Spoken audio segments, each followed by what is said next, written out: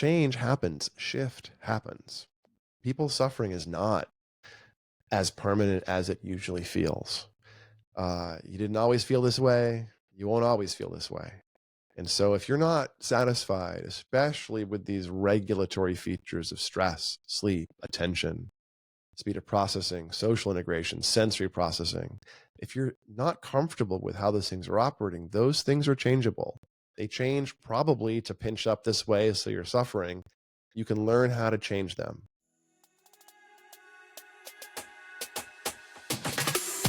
Are you ready to boost your longevity and unlock peak performance? Welcome to the Longevity and Lifestyle Podcast. I'm your host, Claudia van Beuzelaga, Longevity and Peak Performance Coach.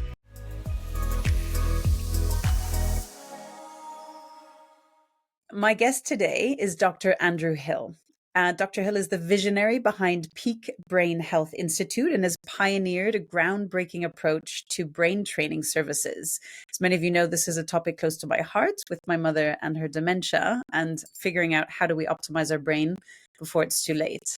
And he holds a PhD in cognitive neuroscience from UCLA and has extensive experience in the field of neurofeedback and QEEG, which we're going to dig into today.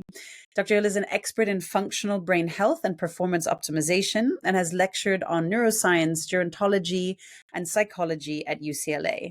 Welcome to the Longevity and Lifestyle Podcast, Andrew. It's such a pleasure to welcome you on today. Oh, thanks so much for having me. I appreciate it. Yeah, so I'm excited to dig in, and maybe even just for people listening, what is brain training? People know to go to the gym for workouts, but how do you work out your brain? What is that?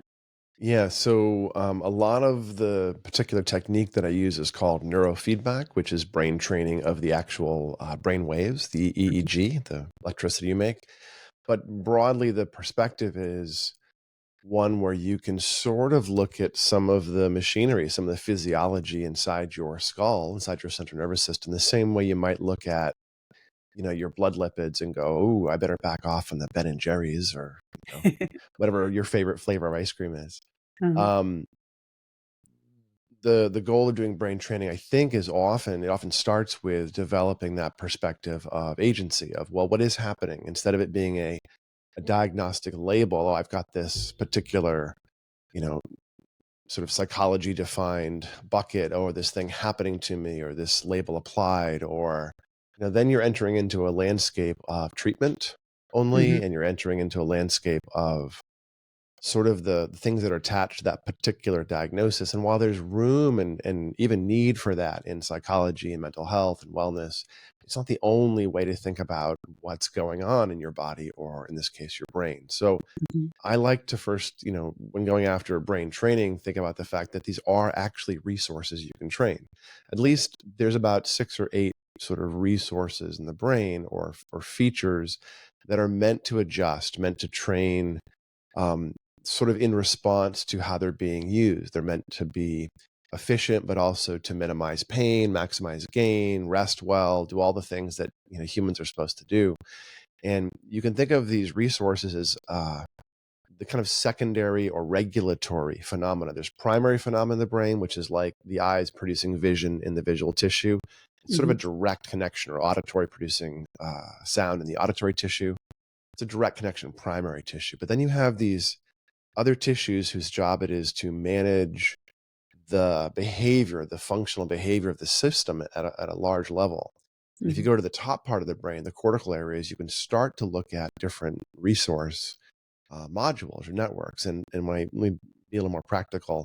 Things like attention, or various types of stress response or anxiety, or sleep regulation, sensory regulation for sensory integration, filtering, social cueing, social context, speed of processing, and then sort of keeping things stable, resisting migraine phenomena, resisting seizure phenomena.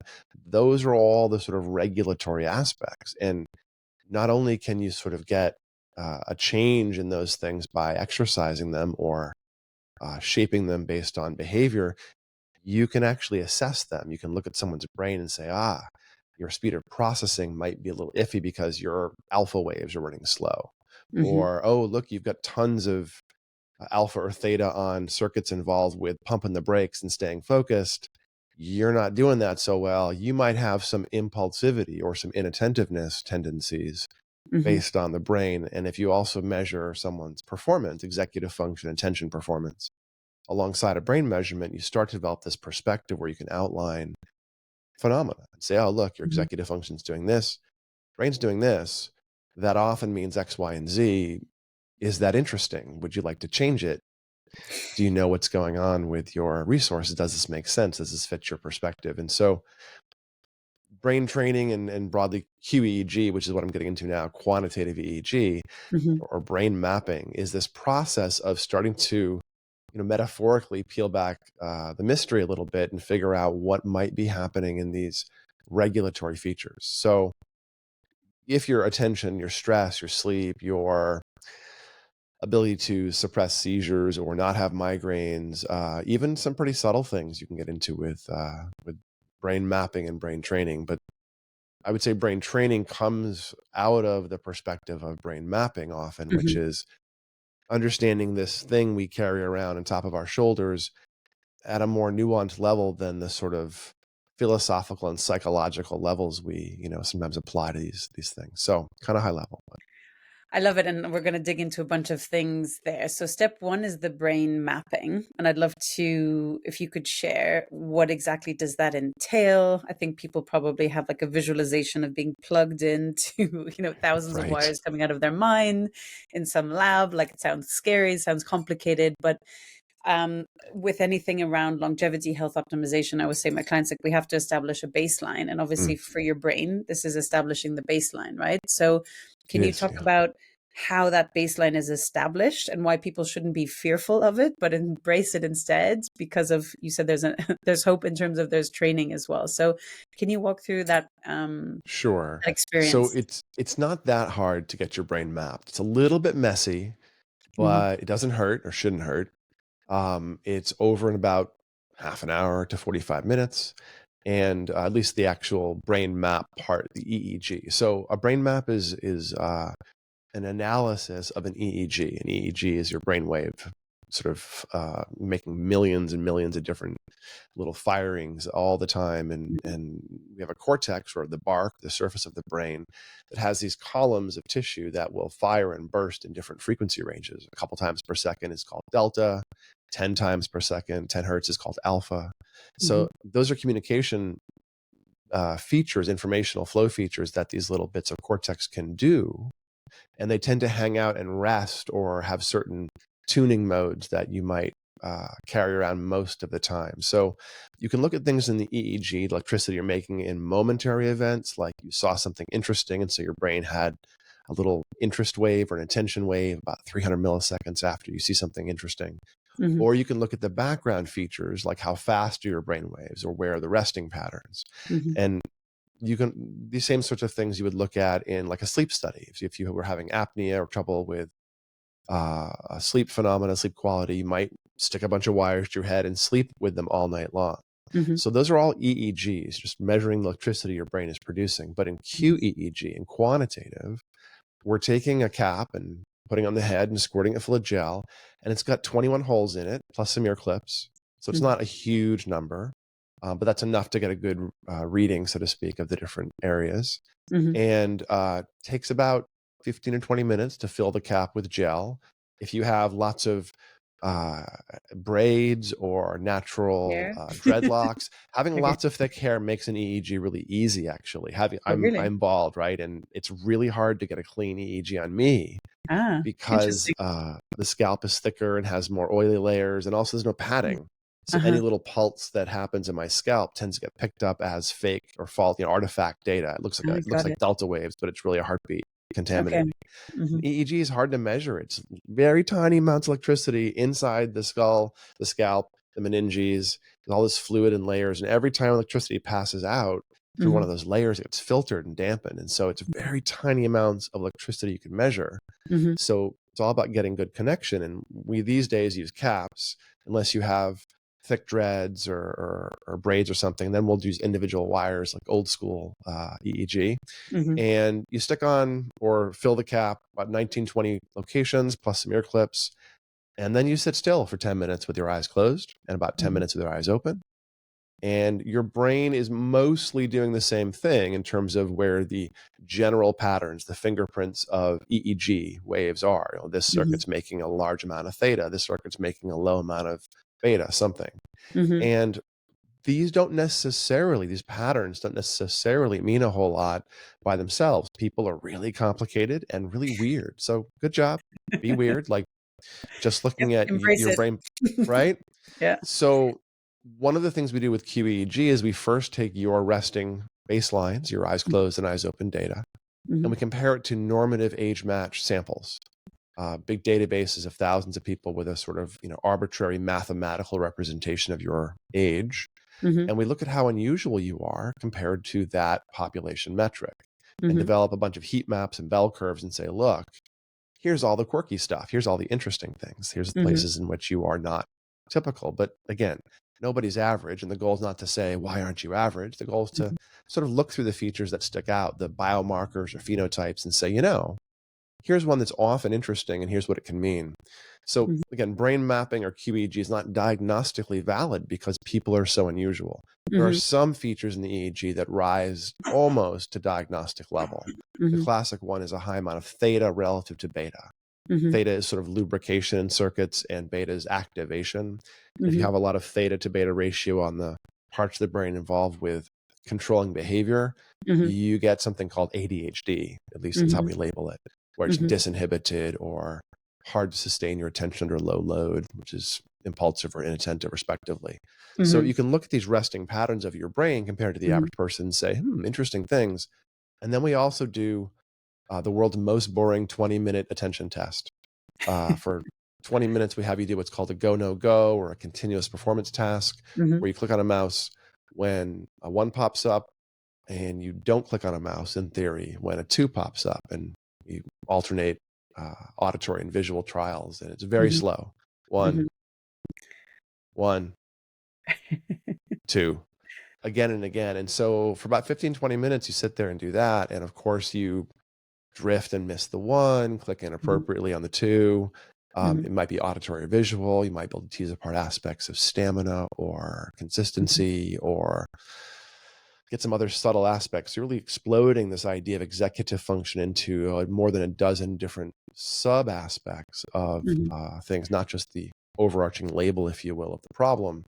And again, compared to age match samples. So I can tell somebody, oh, yes, you are having an executive function difficulty that's, at the level of ADHD or something, Mhm. even though the goal is not necessarily to get to that diagnostic. I mean, ADHD behavior or performance distractibility, inattentiveness shows Mhm. up from classic ADHD in the brain. It also shows up from concussions or post-COVID fog. It can show up from anxiety, especially Mhm. stress and fatigue fighting each other. Mhm. Driving the car around with the e-brake rubbing and your foot on the floor looks a lot like ADHD, but it's usually anxiety and fatigue kind of fighting Mhm. and leaving you brittle and reactive. So you can look at a brain at rest and say, here's a bunch of features in your brain, and look at performance and say, here's your performance, and start to model, start to outline phenomena. And that's what brain mapping is you sort of sit down with data and walk through it and start to see these emergent phenomena, these patterns that you have, the Mhm. meaning you make starts to attach to them. Oh yeah, that thing there, that makes a lot of sense to me. Wow, that sounds just like me. Oh, Mhm. that, not sure. And so your neuroscientist's job is to walk through and teach you to read data. Mhm. Your job is sort of to extract that. Oh, these things are, the parts that are most important or most interesting.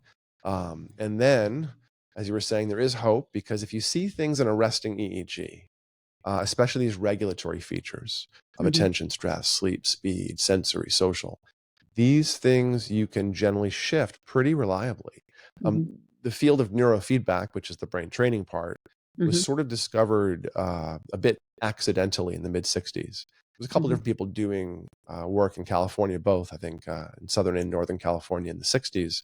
Mhm. And in Southern California, Dr. Sturman, Barry Sturman at UCLA, was examining how dangerous rocket fuel was by exposing cats to rocket fuel because I guess astronauts were getting sick and hallucinating and having some issues breathing in vapors. So it was a toxicity study done in the 60s animal research.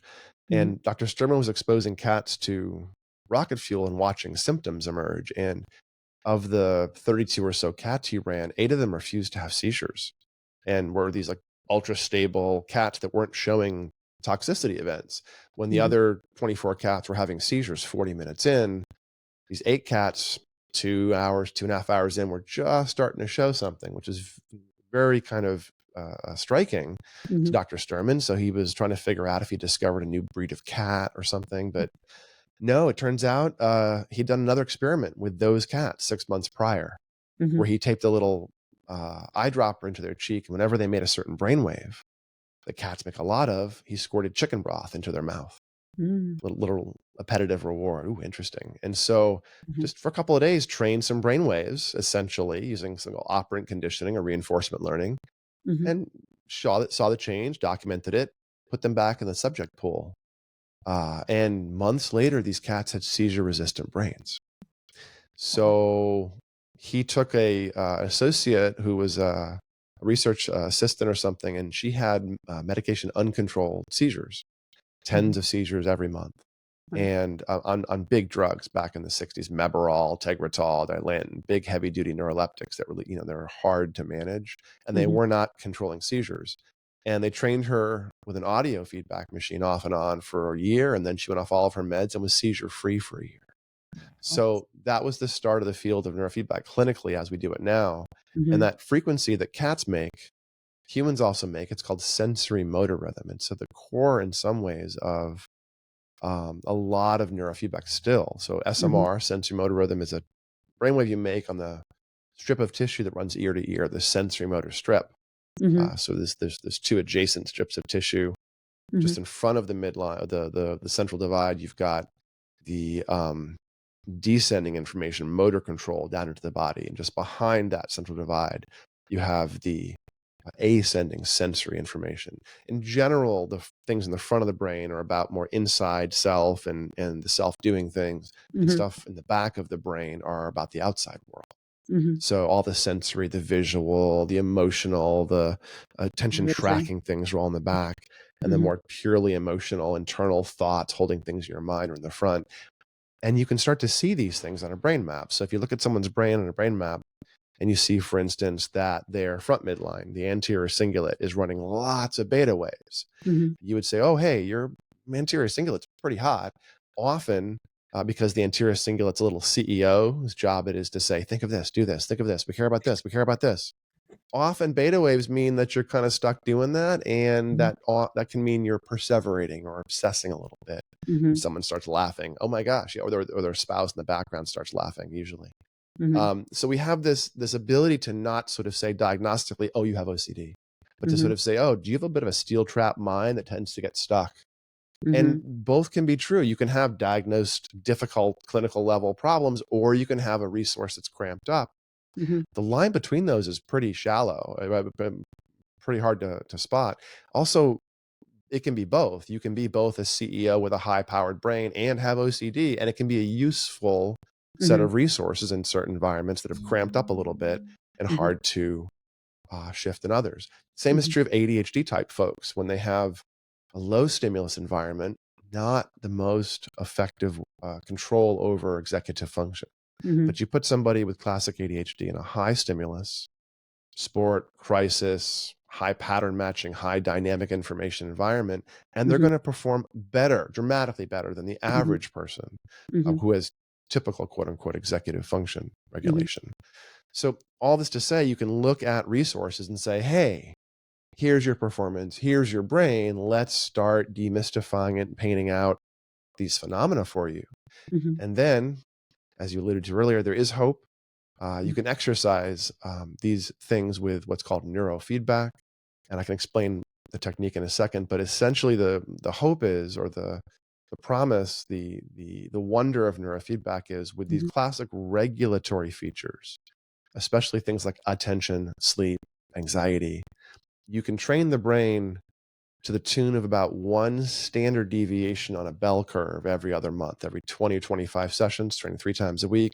You Mhm. can iterate change. So you get someone who's severely ADHD or has classic PTSD phenomena, isn't sleeping because of a decade of drinking, um, Mhm. and you train them for couple of months, 20 sessions, 30 sessions, 40 sessions, Mhm. and the difficulty just starts dropping away, and people feel neurofeedback in 3, 4, 5 sessions typically. So it's not this delay. For most things in psychology, you do a lot of work slowly and you Mm. gradually change. Years and years. This is sort of like, okay, I'm not feeling it. Okay, I'm not, wait a minute. Huh. That was interesting. A few sessions in, you're like, well, I'm kind of feeling something. Mhm. And then it wears off. One of the Mhm. things people are often first wondering about neurofeedback or worried perhaps is like, I don't want to stick wires to my head and change my brain. Neurofeedback, most forms of neurofeedback are transient initially. There are Mhm. forms that are mildly invasive. There are microstimulation forms that do Mhm. zap you, but most forms of neurofeedback do not. I would Mhm. say, 95% of the field is a passive practice where the basics of neurofeedback are you just measure the brain in real time. You stick a couple wires on those circuits involved in executive function. You Mhm. measure the amount of theta, which is Mhm. disinhibition. You measure the amount of alpha, which is being in neutral. And you measure the amount of beta, which is sort of voluntarily pumping the gas on those circuits. Mhm. Circuit on the left is the vigilance stabilizer, keeps the spotlight clear, bright, and on the road. It Mhm. also keeps you deeply asleep at night, so it maintains the mode you're in. And the Mhm. circuit on the right is a supervisor who Mhm. walks around saying, "Are you sure you want it? No, no, no. Okay. Are you, no, no, no. Uh-huh. Yep." And pulls back and pumps the brakes gently everywhere so you can kind of keep the machine, between on the road. So Mhm. if you measure these alpha waves and theta waves moment to moment and measure these beta waves moment to moment, they fluctuate. And Mhm. whenever they happen to briefly move in the right direction, and simply applaud that with a bit of auditory feedback or visual feedback. So you sit and watch a game, and whenever your brain happens to make a bit more beta and a bit less theta, Mhm. then the game starts to run faster. Your Pac-Man eats more dots, your car smashes more zombies, some beautiful music starts to play. And then a couple seconds later, your brain moves in the wrong direction. And for the workout, anyways, and the Mhm. game slows down or stops, and your brain Mhm. says, "Hey, I don't like no stuff. Where's my stuff? I want some stuff." And a couple seconds later, it happens to move in the right direction and the game resumes. The brain goes, "Oh, okay, interesting." Mhm. And I do say brain, not mind here, because it happens within the first 5 or 10 minutes. The brain starts to starts to react to the information. Mhm. Oh, interesting. Oh, beta waves are being rewarded. Oh, alpha. Oh, and you can see it in the brain. This is actually what I did a lot of my dissertation work on was, well, what is happening in the moment of neurofeedback? How does the brain know Mhm. which brain waves you're plotting? Yeah, you're measuring them. Yeah, gameplay is happening, but where's the closed loop? How is the brain actually figuring it out? And Yeah. so I looked at what's called an evoke potential, a momentary event in the brain. Mhm. And you can see within the first 10 minutes, the brain is creating a change in Mhm. potentials in the frequency you're applauding. And Mhm. right after you applaud, it goes, whoa, and creates a little burst of the frequency or a dip in the frequency in the Mhm. way in which you applauded it. So you have this information loop created, and the mind doesn't really participate all that actively, at least Mhm. at the beginning, because Wow. you can't feel your brain waves. So you're Uh-huh. sitting there going, really, this Pac-Man stopping and starting is training my brain? Really, puzzle pieces falling away occasionally? That's doing something. But the brain's hearing, good job, brain, good job, brain, good job, brain. Nope. Good job, good job, good job, good job. Nope. How And interesting. Such a after difference time, between you the get to mind get and the a brain. shift. Mhm. Super interesting. So, can you see, or could one see then, like new neurosynapses being formed in that place because it's realizing the reward mechanism is this way and that quickly? Could you, You would see synapses if we could image if real we could? synapses in real time. You would see Yeah. them. You would see them changing or strengthening. Uh huh. Neurons will change the strength or the likelihood of firing between two synapses, and they'll also Yeah. create new synapses. Cells can send out new processes and create new connections. We can't really image in real time Hmm. living tissue at that level to know what's happening. You can do some things in dishes and look at stuff on Yeah. microscopes to know how learning occurs. This is how we know what's happening. Yeah. But in terms of humans, there's been a couple of studies looking at neurofeedback. Single session neurofeedback Hmm. will create some really interesting effects. There's a couple of studies looking at what are called motor evoke potentials, which is when you take a magnetic coil, and you zap the hand area on the motor Hmm. cortex, and it causes the hand to jump when you zap it with magnetism, Uh huh. little magnetic pulse, Uh motor huh. evoke potential. And there's a couple of studies showing that if you do neurofeedback, a single session, for Mhm. 24 hours, you get this really reduced threshold of activation where it takes much less energy to cause the brain to react and change. So it's a sign of plasticity. Yeah. So you're getting this measurable from neurofeedback, this measurable boost of plasticity that's pretty high for a Mhm. chunk of time. So Mhm. when we're tuning these individual circuits, that's Mhm. wonderful. You get specific effects. You'll feel the effects Mhm. afterwards, Mhm. subtly, and then it kind of wears off initially.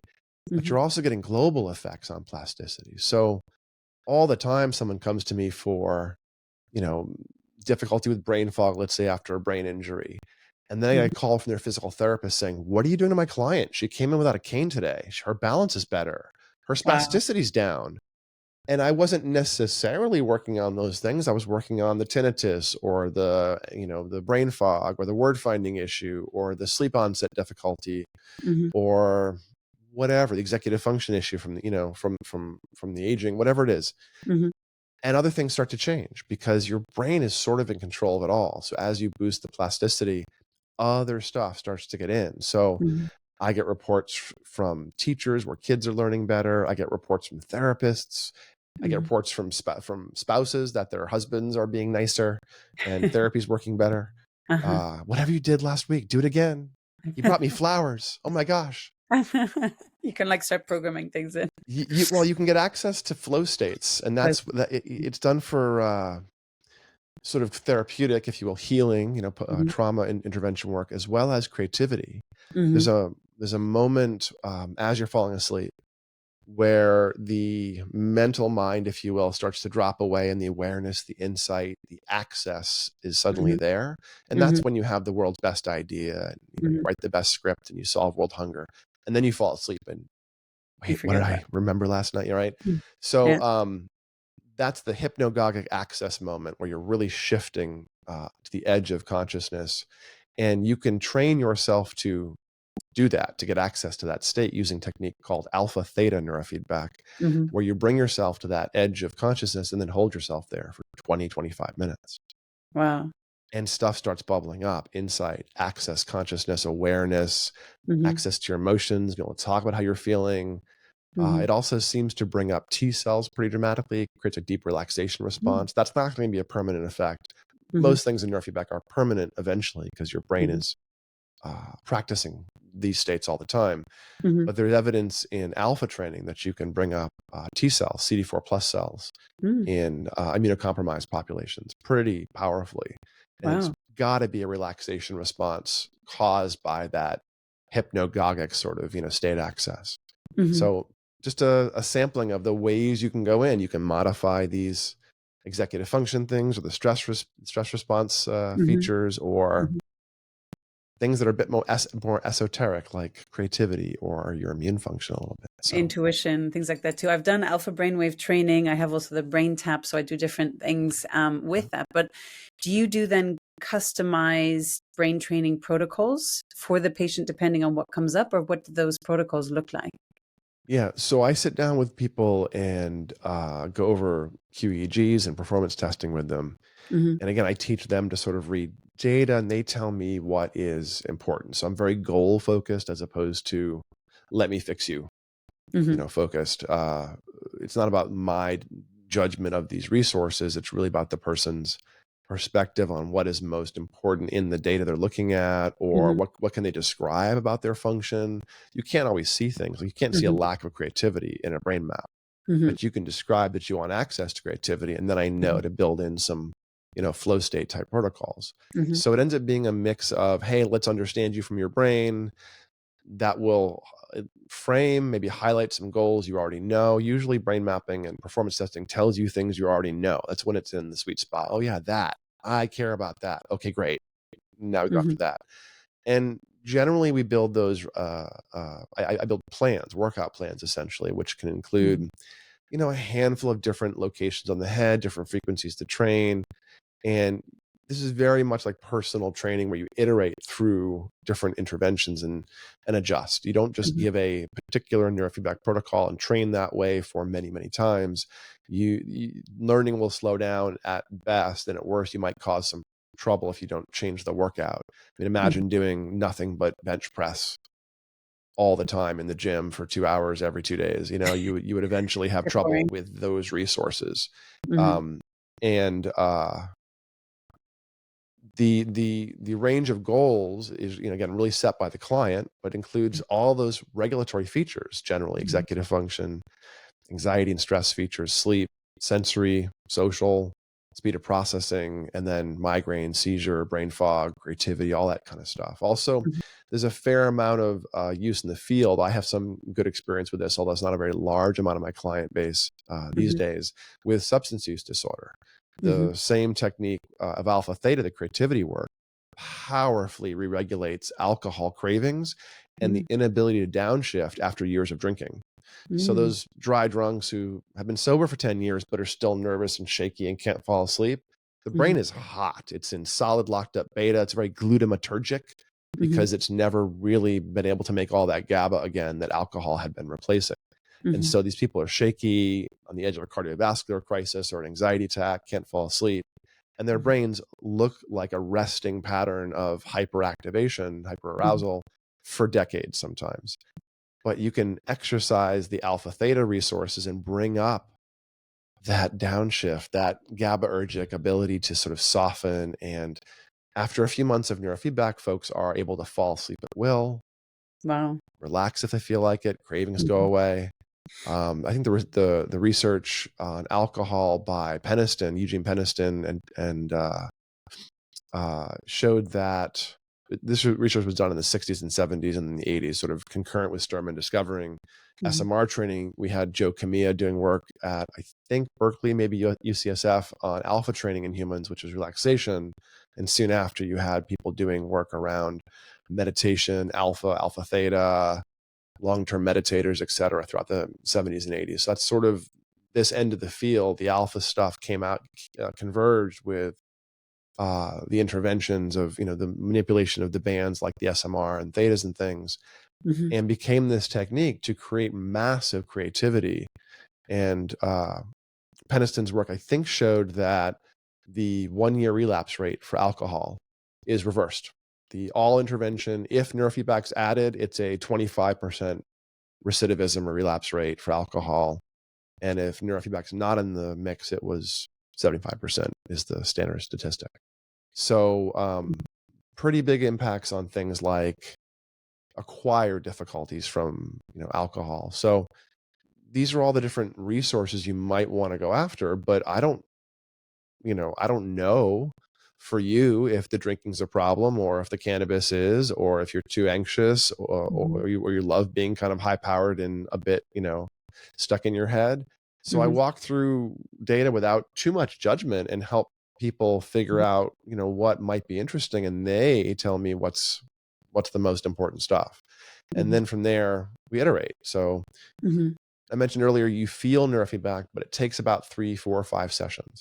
And Mhm. usually you're like, hey, wait, am I feeling something? Not sure.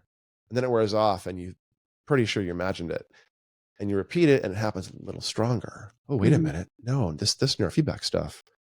Oh, I feel calm. Oh, I feel focused. Maybe. Huh. And then your sleep is different that night, perhaps. Mhm. So you start to have this opportunity to examine the post training effects, kind of like you worked out at the gym, and then later on you're like, oh yeah, I feel great. Versus, I can't pick up eggs; they're all over the floor at the supermarket because my arms are noodles.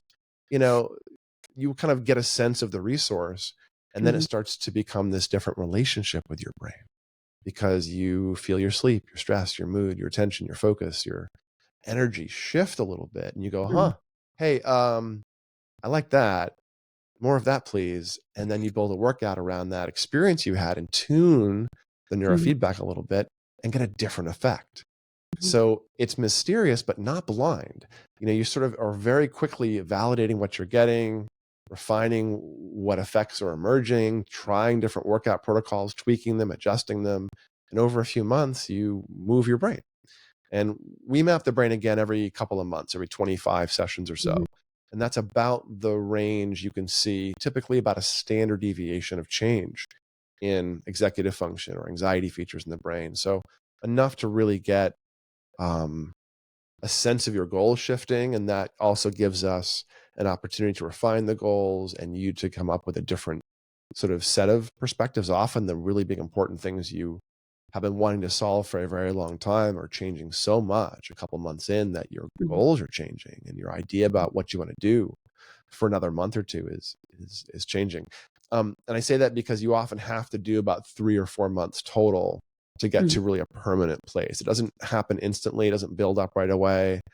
It's closer to exercise than it is to medication. But as you do it, the brain takes over. Mhm. And so somewhere around 30, 40, maybe 50 sessions, you've reached that first real stopping place where the resources will likely support you unless there's something pushing back against it. New mold exposure, new concussions, Mhm. that kind of stuff will erode stability. Or if you Mhm. have a lot of damage, like a big seizure disorder, or maybe a lot of need, big developmental difficulty, Mhm. then 3 months or 4 months won't be enough training. You might want to do 6 or even 12. But Mhm. for classic stuff like ADHD or PTSD or cravings for alcohol or sleep issues, Mhm. 3, maybe 4 months of neurofeedback, 40, 50 sessions is sort of the classic dosing, if you will, Mhm. to have that kind of trajectory where you end up in a different place.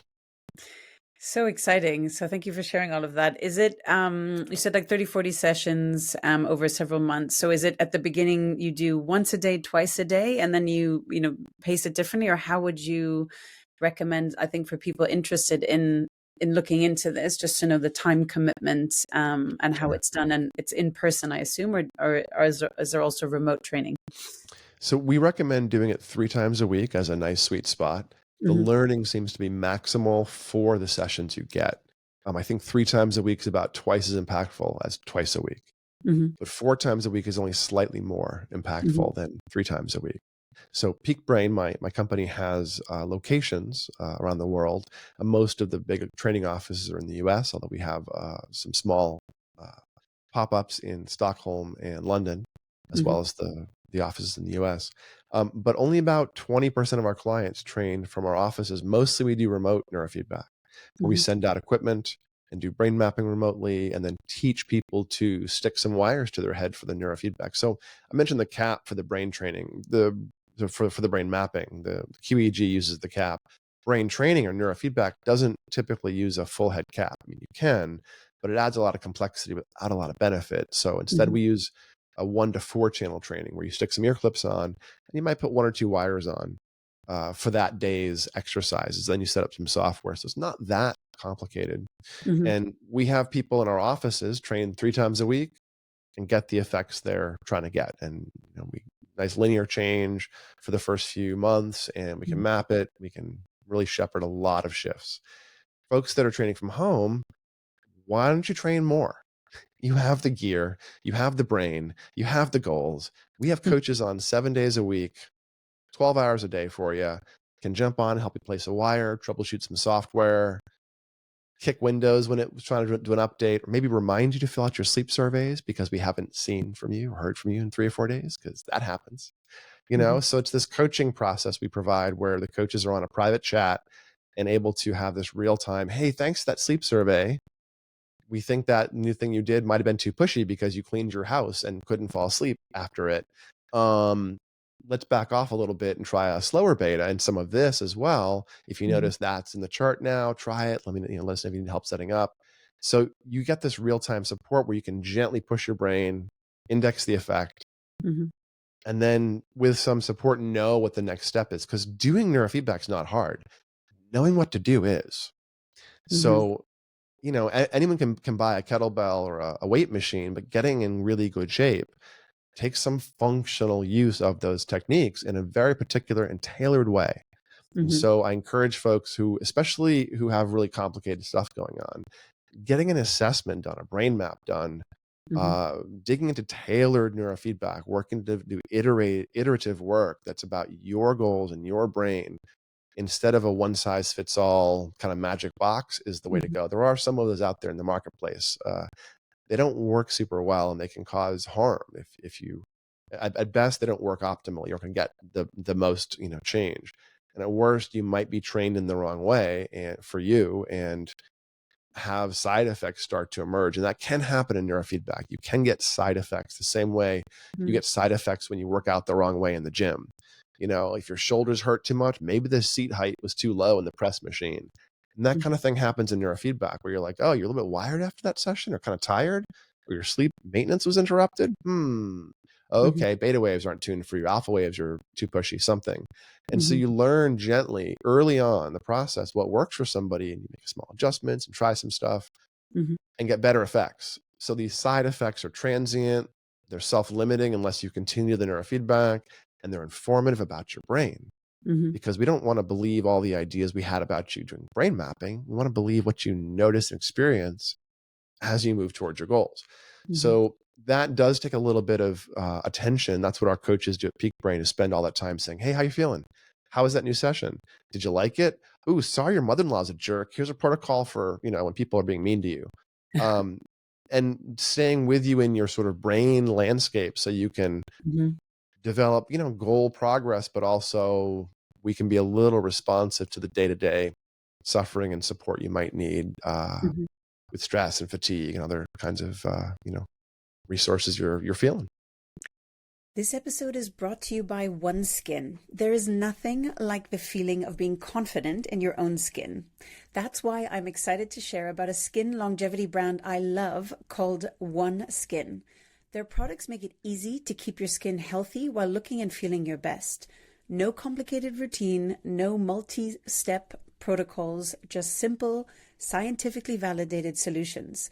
The secret is OneSkin's proprietary OS1 peptide. It is the first ingredient proven to switch off the senescent or aging cells that cause lines and wrinkles and thinning skin. I've been using OneSkin's products for a while now, and I'm hooked. My skin looks refreshed and revitalized each morning. But don't just take my word for it. OneSkin has over 4,000 5-star reviews and was recognized by Fast Company as one of the most innovative brands in 2024. For a limited time, you'll get an exclusive 15% off your first OneSkin purchase by using the code Claudia15 when you check out at oneskin.co. That's oneskin.co, and use code Claudia15 to get your 15% off. Andrew, I'd love to understand, is this for all ages? So is this also for kids, as we're hearing more and more, there's more incidents of, ADHD and autism and OCD and different things coming up as well, or, maybe just being diagnosed where it wasn't diagnosed. I don't know the exact, I've seen different research pointing to different things. So is it also for children? And then even looking at the other end of the spectrum, people maybe with early onset or even early stages of dementia, cognitive decline, is this also a really helpful tool as well? So could you talk about that? Sure. Yeah. So the developmental perspective. The short answer is, on the low end for kids, there's no limit. We have EEG database, comparison databases as low as 6 months of age. So if you need to see what's weird in a kid, you can. Often my colleagues, and I will say, if someone asks me, hey, what age do you start working? I'll say 4, because at 4 years old, you typically have enough observable behavior, often language, so you can have the person to being a participant in the process. Oh, I like that. Or I felt tired, or whatever. But I've worked with plenty of kids that whose parents have just discovered that the kid is autistic, just gotten that diagnosis at 2 years of age. And they're bringing a baby in saying, oh my gosh, my toddler is not making eye contact and has sensory issues and is starting to stim. Can we work? Can we do something? Yeah, probably. It's not quite as straightforward as a kid who can put up with every aspect of it. Like, we don't do attention testing for kids below age 7. It's just too much. They just don't like it. Also, the behavior is too variable below age 7 for attention. And it's often hard to get a brain map done. A cap on the head for a kid who's screaming and stimming can be really hard. Yeah. But not impossible. You'd be shocked at what kids actually occasionally put up with, especially new environment, a new person. They'll kind of be tolerant for a little bit sometimes. And the neurofeedback actually feels kind of good. And you can do the neurofeedback in a way that's appetitive or interesting for a kid. So if you've got some nonverbal kid who won't put up with anything, you can play that same movie they want to watch 1,000 times a day on the screen as the feedback, and make the screen dim, or stop and start the movie as the feedback if you want. Not the best way to do neurofeedback. Movies are kind of weak.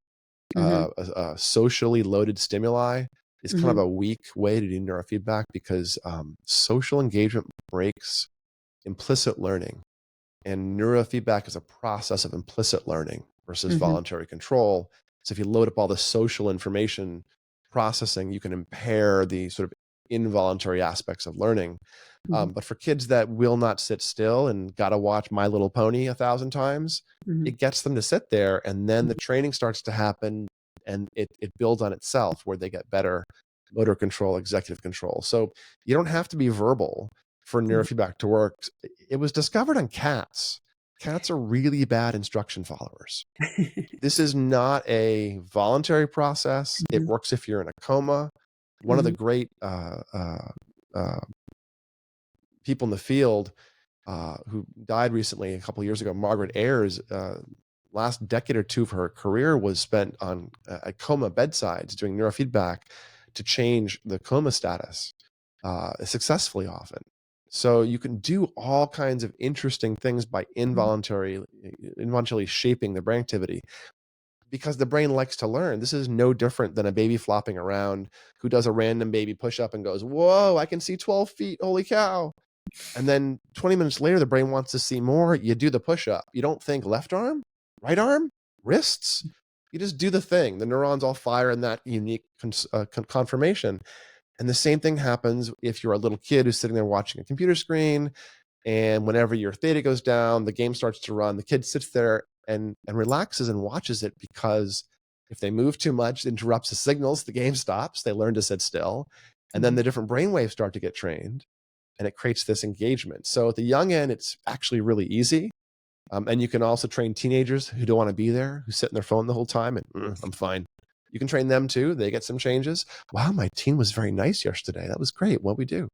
And then elders, I would say it's a complicated story. If it's actually age-related deficits, and it's Mhm. probably, if you're north of your late 60s, and it's an age-related illness, if it's one of the big 4 or 5 things we tend to be concerned about with regards to the big diseases of aging, meaning all of the dementia bearing phenomena, diabetic phenomena that are quite strong, cancer that's quite strong. Mhm. These are the big ones. And all of them, to some extent, are driven pretty dramatically by metabolic dysregulation. Mhm. So I know you've had Dr. Dale Bredesen on the program talking about, I assume, the Recode program and Mhm. metabolic health, and those 37 factors you can actually steer and measure in the metabolism to Mhm. to to move yourself away from that phenomena. So dementia is age-related cognitive decline that's pathological. It's a metabolic phenomena, it's a 20-year phenomena, but it's not a disease phenomena the same way as like an infectious or an injury phenomena is, and you can Mhm. steer it in the other direction often, at least potentially for mild phenomena and pre, if you will, Alzheimer's phenomena. Mhm. Does look like you can address those metabolic factors and steer someone away. So if someone came to me in their 70s or 80s and said, "Look, I'm getting some dementia," well, half the time they're actually wrong. Half the time they're having word finding issues, and they're really concerned about dementia. Mhm. Guys, word finding issues, delayed recall for words and names and tip of the tongue stuff, that's not actually dementia. And it's not your memory.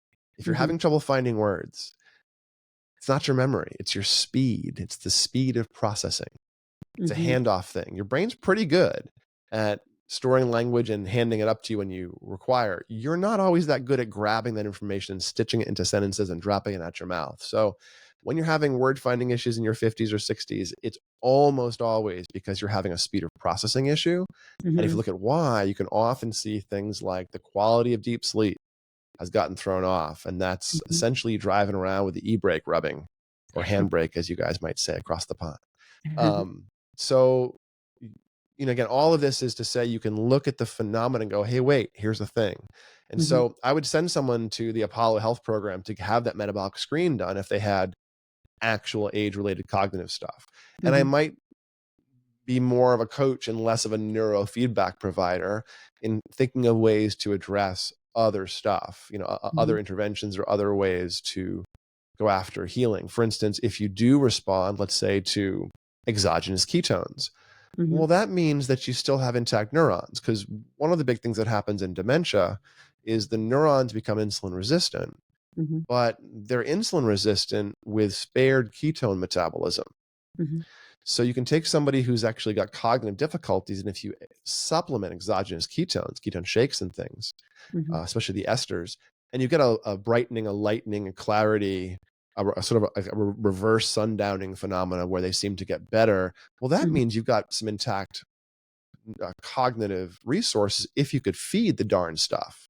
And of course, these same folks who are getting disorganized cognitively are often usually having, of course, there's memory issues, there's usually irritation and anger and carb cravings, because the brain is insulin resistant.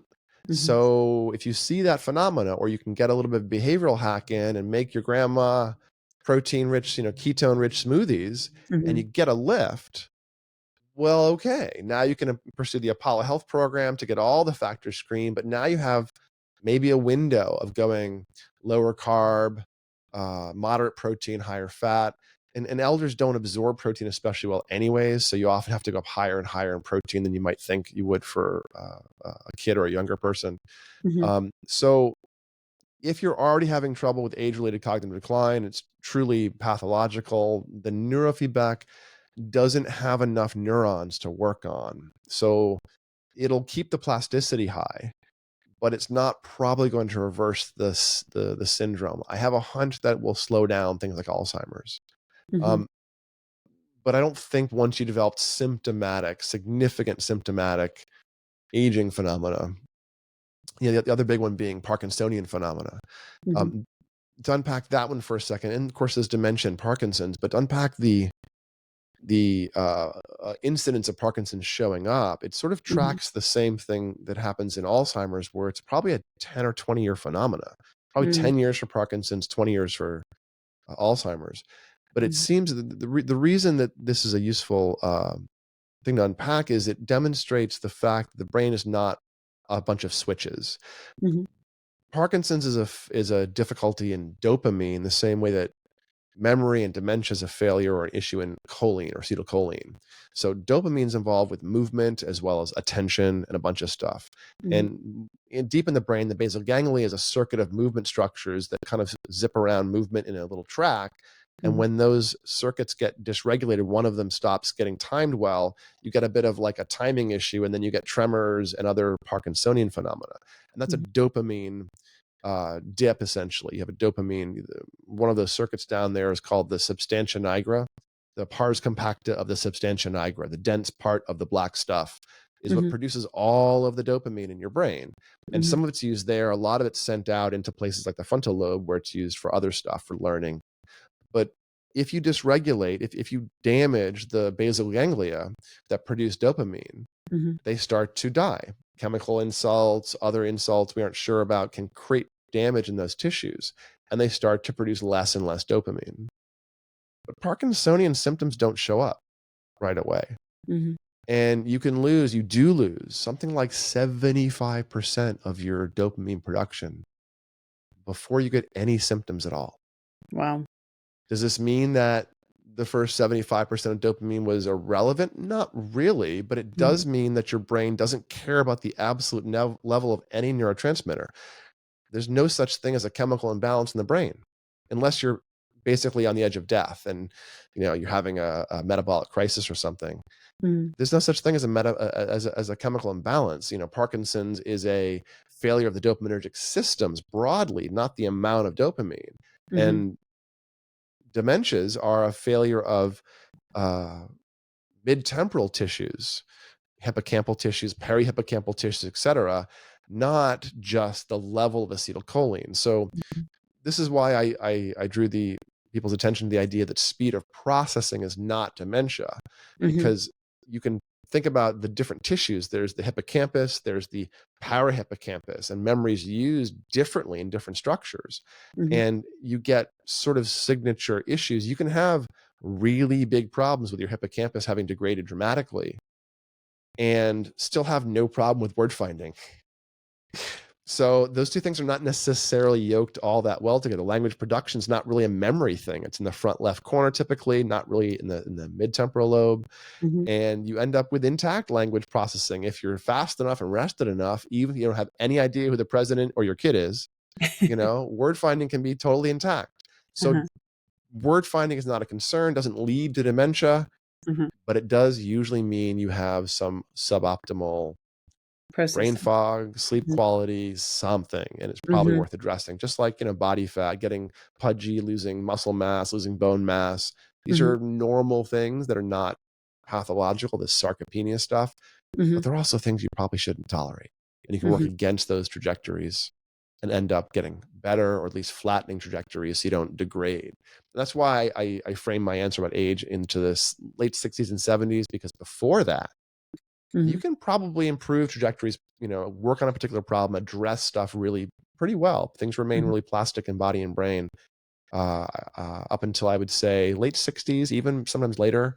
If Mm-hmm. you have a healthy body, generally, if you've been smoking and drinking your whole life, you won't get to your late 60s remaining plastic and fresh. But if you Mm-hmm. reasonably careful and healthy, then even if you're not in every way, you can still do some damage control in your 60s, but it's really hard to do in your 70s.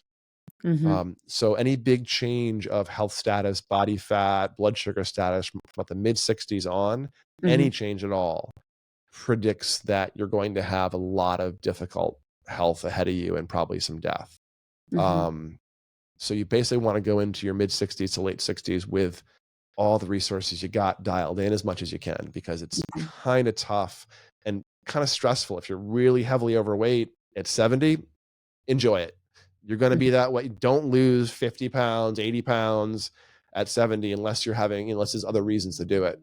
Because a big stressor like that actually would predict many more health crises by causing changes in your 70s that way. You can't really handle the disruption of systems in the same degree, and they're a lot harder to go after. So Mm-hmm. uh, So for everyone listening, now is the time now to is the time. live. Exactly. Right. The best time to start exercising was yesterday.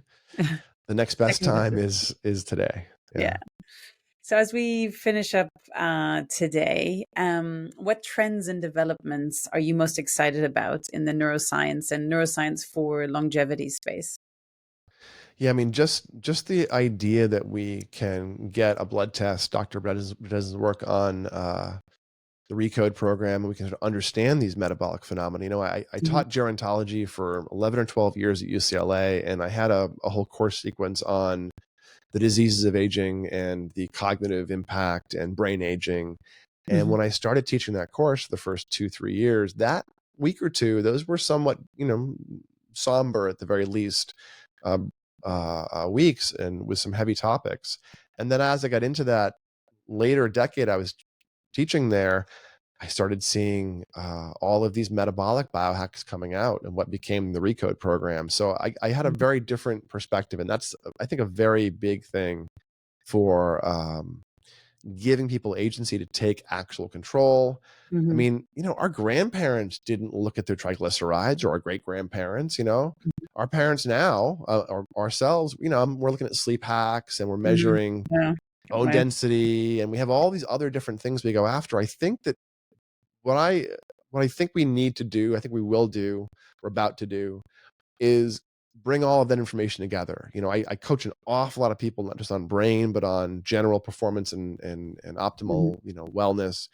And I hear an awful lot of people frustrated. They can't take their list of supplements, symptoms, complaints, goals, interventions, and share them with their team member reliably. I mean, I have tools for sharing things and doing coaching, but they can't take their sleep logs and give it to their medical doctor in a way the doctor actually wants to look at or can look Mm-hmm. at. And I think that's, as these platforms are integrated, we'll get sort of intelligent agents. I think we'll be able to test our interventions, just like we can look at our genes and say, this drug or this B vitamin is not great for you, but this one probably Mm-hmm. good for you based on MTHFR status or something. Mm-hmm. Examples like that, we're going to pull huge databases of ourselves, our Mm-hmm. QEEGs, our sleep logs, our substance history, our workout history, when we meditate, what we're eating, Hmm. what supplements. I think we'll be able to start taking that and essentially running intelligent agents against it. Okay, here's a new study that just came out suggesting here's a new compound. How does that look against me? And have sort of a machine learning uh, uh, fit made against my own health status or goals. I think Hmm. that's where we're going. Yeah. This idea that individualized or personalized medicine is the old, last decade buzzword. There's something else that's going to replace it, which I think is going to be almost like a health assistant or a performance assistant who is an avatar that models all the data that's accumulated. I mean, as it is now, I'm a sophisticated consumer of medical and psychological and science information. Hmm. And there's a lot out there, even my own health status. It takes me years sometimes to get an answer to things. And I understand more about the brain and the body than most people, I think.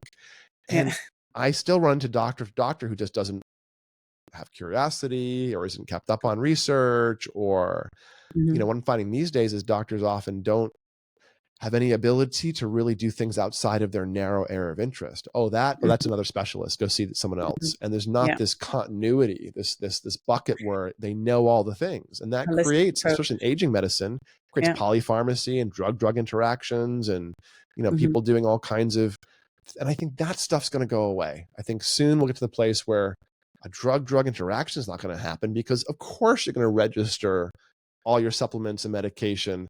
Maybe your phone just going to know because it's just going to, because the pill bottle came from Amazon and it's going to register the supplements you took when you order the, who knows? But there'll be some way of Hmm. Bringing it all together. bringing it all together in a way that doesn't require you to Hmm. have two PhDs and an MD and then, get a research grant to Yeah. manage your health. And I think we have more tools now available Yeah. than we use because Hmm. we haven't brought this stuff together effectively, which is why people like me and Peak Brain have jobs is to help you navigate some of the complexity. I love it. Yeah, no, in my other company, Athena Healthspan, we're building something along this line, Yep. focusing first on clinics to help bring it all Yep. together and also to interpret like all this wearable data. It's like the so what.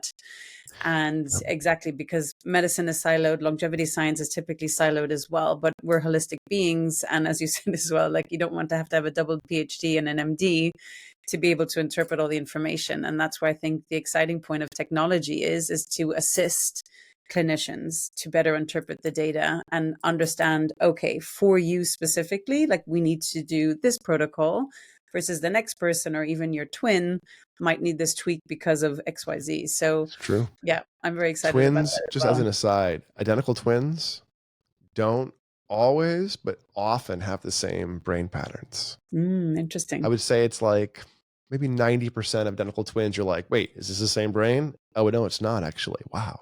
And the other Wow. 10%, they look like just another sibling or another family member, which with some similarity, but you Wow. actually can see the same resting brain patterns in twins a lot of the time. Wow. Exciting. Wow. Interesting for studies as well, right? That's right. Andrew, where can people follow what you're up to? Where would you point them to? Websites, social media handles, etc. And we can link them in the show notes. Yeah, folks can check us out at peakbrainla.com or Peak Brain Institute, which is the same thing.com. Most of our socials are Peak Brain LA because we started off in Los Angeles, but we're also in New York City, St. Louis, Orange County, California, London, and Stockholm. Mhm. And if you're not in one of those cities, we have partners in Australia and a few other countries. And we work with folks remotely. So depending on your goals and needs, we can send you hardware and software and work with you virtually. We have clients in like 30 countries right now. So check us out at Peak Brain LA and the socials or peakbraininstitute.com. You can find me and a bunch of podcasts at andrewhillphd.com. And yeah, come ask your brain questions and come get a brain map and let us explain a little bit of the mystery that is you. Exciting. Andrew, do you have a final ask or recommendation or any parting thoughts or message from my audience? Only thing I would say is, which sounds somewhat banal, but change happens, shift happens. People's suffering is not as permanent as it usually feels. You didn't always feel this way. You won't always feel this way. And so if you're not satisfied, especially with these regulatory features of stress, sleep, attention, speed of processing, social integration, sensory processing, if you're not comfortable with how those things are operating, those things are changeable. They change probably to pinch up this way, so you're suffering. You can learn how to change them, be it meditation or nootropics or sleep hacking or exercise or tailored work like neurofeedback or psychotherapy or some really, really, cutting edge intervention we'll come up with next. The Mhm. point is that you can learn a lot more now about yourself than at any point in history, and you can do so much more now than we ever have with a lot more control. So don't just suffer in silence. Don't be overwhelmed, as overwhelmed. If you can, look at the machine, figure it out. Just knowing how it works Mhm. suddenly makes it a lot harder to be overwhelmed or ashamed or guilty. Oh, just in my head. Don't worry about it. So Very exciting. Thank you so much, Andrew, for coming on today and sharing about this important supercomputer we have between our ears and what we can do to tweak it and fine tune it, right? So thank you so thank much. you. Oh, thanks for having me. Appreciate it. Pleasure.